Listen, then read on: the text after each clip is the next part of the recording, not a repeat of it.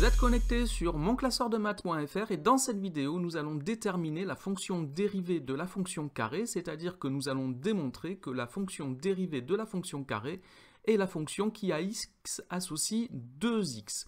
Alors nous allons commencer par des rappels sur les nombres dérivés. Nous allons considérer une fonction f définie sur un intervalle i et le nombre a, un nombre réel de cet intervalle. On dit que la fonction f est dérivable en a si le taux de variation de la fonction f entre a et a plus h tend vers un nombre réel lorsque h tend vers 0, un nombre réel fini. Ce nombre est noté f' de a et il s'agit du nombre dérivé de la fonction f en a et on écrit que la limite lorsque h tend vers 0 du quotient f de a plus h moins f de a sur h est égal à f' de a.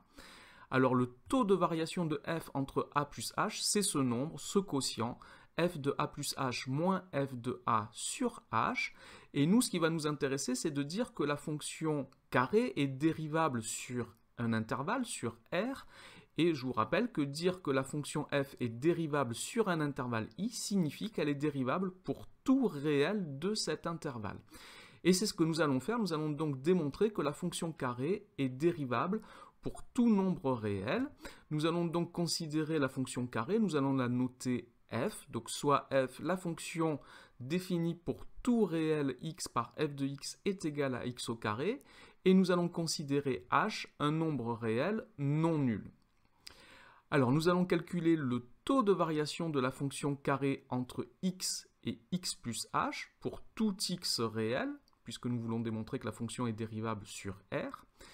Et nous allons donc calculer ce nombre. Donc, il s'agit de calculer f de x plus h moins f de x sur h. Alors, je vais mettre des couleurs pour qu'on s'y retrouve bien.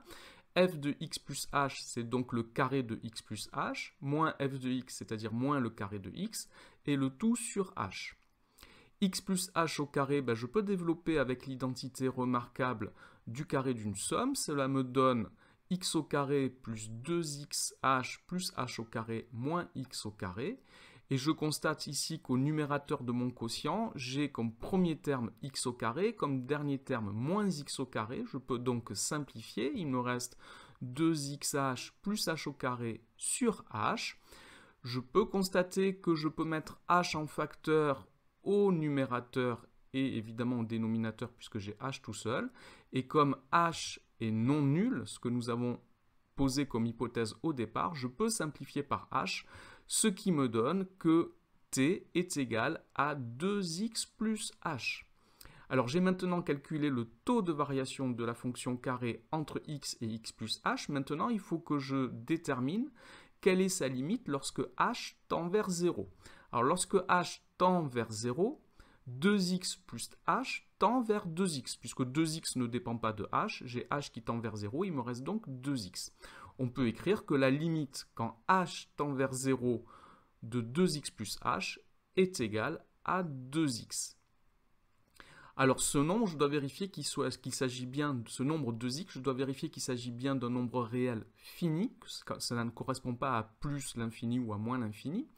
Donc x est un nombre réel fini, j'en déduis que 2x est également un nombre réel fini, et cela suffit pour dire que la fonction f est dérivable sur R, puisque j'ai fait mon calcul pour tout réel x, donc la fonction f est dérivable sur R, et f' de x est donc égal à 2x.